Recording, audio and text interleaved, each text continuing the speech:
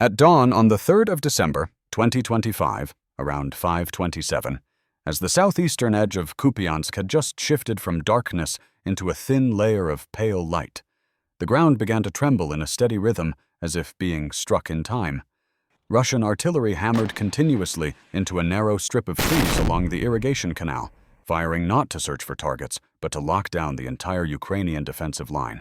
Keep heads down, keep the rhythm from slipping, open a very short gap for the infantry behind to crawl forward.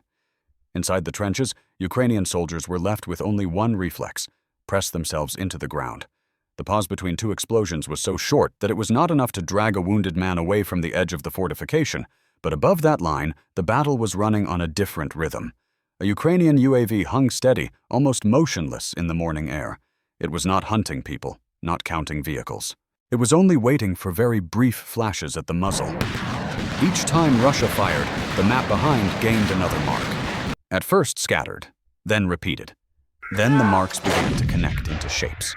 And exactly when the firing rhythm reached its greatest density, that firepower advantage began to change roles, from something applying pressure at the front into a stationary target in the rear.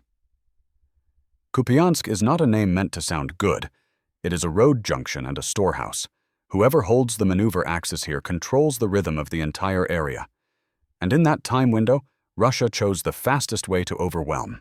Dense, even fire, denying the opponent any chance to raise their head. 219 Mr. S and 2 S3 Akatsiya guns fired 152mm shells in short cycles, repeating like an assembly line. Up front, each pause was only long enough to draw a single breath before the next blast covered the tree line. The problem was that their operational confidence ran on the same rhythm. Russia believed Ukraine lacked precise counter-battery fire, lacked counter-battery radar, and lacked the ammunition to force a gun battery to abandon its position. So they stayed in place, doing the same thing for many tens of minutes. Load, adjust, fire, then repeat. Ammunition resupply vehicles also moved along the same hardened dirt axis, in and out according to a habit that had become familiar to the hand. And it was precisely that stable habit that Ukraine was waiting for. For Ukraine, silence does not mean taking punishment. Silence means measuring. From above, the UAV did not need to see people. It only needed to see muzzle flashes. Each volley left a mark. A flash of light. Kicked up dust. A trail of smoke. Barrel heat rising minute by minute. The marks on the map, therefore, stopped being scattered. They thickened, aligned, and turned what Russia called a safe zone into a target with timing, with rhythm, with a resupply route, and with a point where it could break. Kupiansk is not a name meant to sound good. It is a road junction and a storehouse. Whoever holds the maneuver axis here controls the rhythm of the entire area. And in that time window, Russia chose the fastest way to overwhelm. Dense, even fire, denying the opponent any chance to raise their head. 2 S19 Mr. S and 2 S3 Akatsiya guns fired 152mm shells in short cycles, repeating like an assembly line. Up front, each pause was only long enough to draw a single breath before the next blast covered the tree line.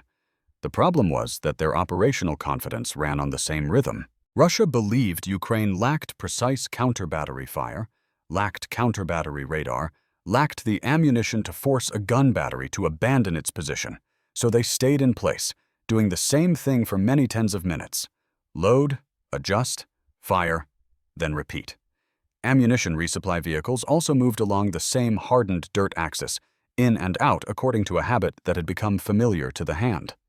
And it was precisely that stable habit that Ukraine was waiting for. For Ukraine, silence does not mean taking blows. Silence means measuring.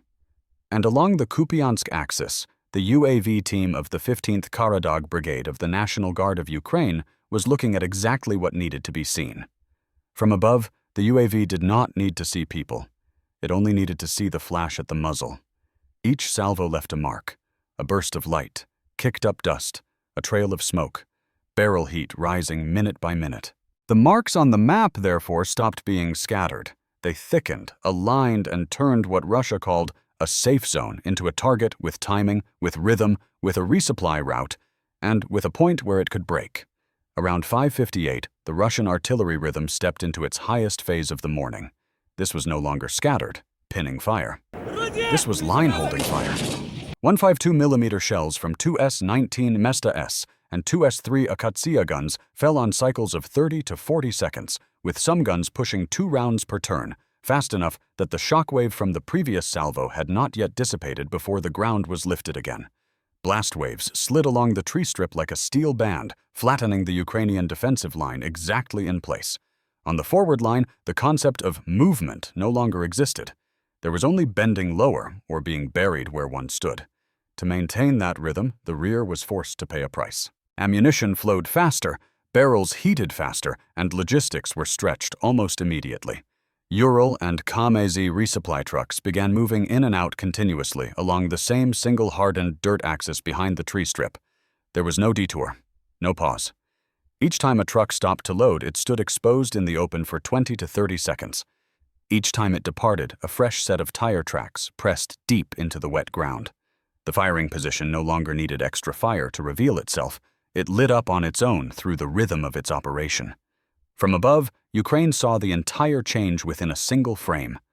On the UAV feed, muzzle flashes no longer appeared randomly. They ignited in the same place, at the same angle, on the same rhythm. After a few firing cycles, the scattered dots pulled themselves into clusters. A main firing cluster, a fire control coordination point, and a corner where the ammunition trucks always turned around. No inference was required. The picture completed itself through repetition.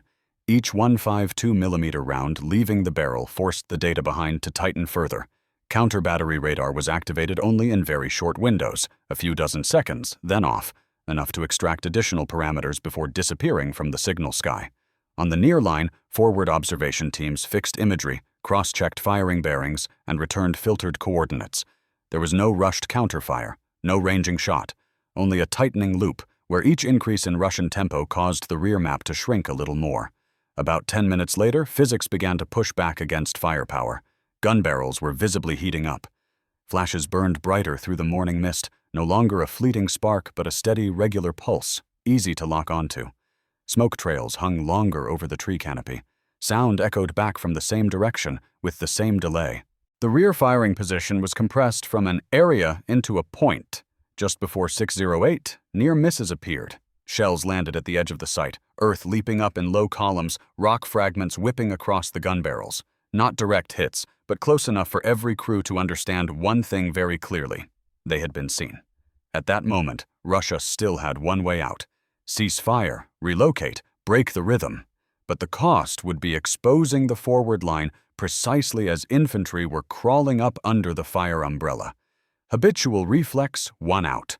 Russia chose to concentrate fire to hold the rhythm.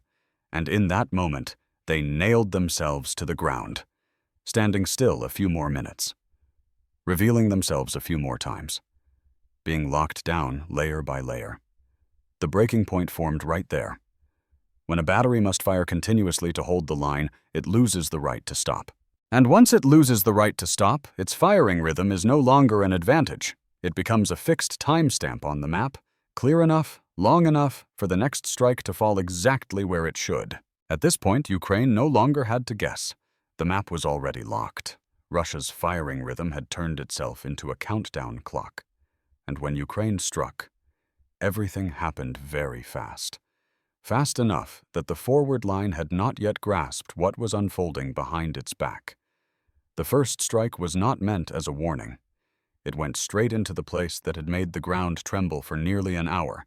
The Russian gun position locked within the 5:58 to 6:08 window. High-precision 155mm rounds did not form a wide wall of fire. They landed tight. One round clipped the edge of the sight, earth kicking up beside a 2S-19 barrel. The next pressed deeper, into the exact gap between two guns that were firing. It did not take many, just close enough to force the crews to stop for a few seconds, and those few seconds were enough to knock the firing rhythm off its rails. On the forward line, Ukrainian soldiers felt the change before any report came in. The ground no longer shook on the familiar 30 to 40-second cycle. The pause stretched one beat longer. The incoming whistle no longer arrived on time. The pressure that had pinned them to the trench floor began to slip. But the decisive blow was not there. Almost simultaneously, the second fire layer struck what fed the firing rhythm, the ammunition route. Long-range precision rockets of the GMLRS HIMARS type did not hunt the guns that were firing, but the hardened dirt axis where Ural and Kamaz's trucks were forced to slow when turning around. One blast tore across the road. The next sealed the access into the site. The first ammunition truck hit did not explode immediately. It lurched to a stop.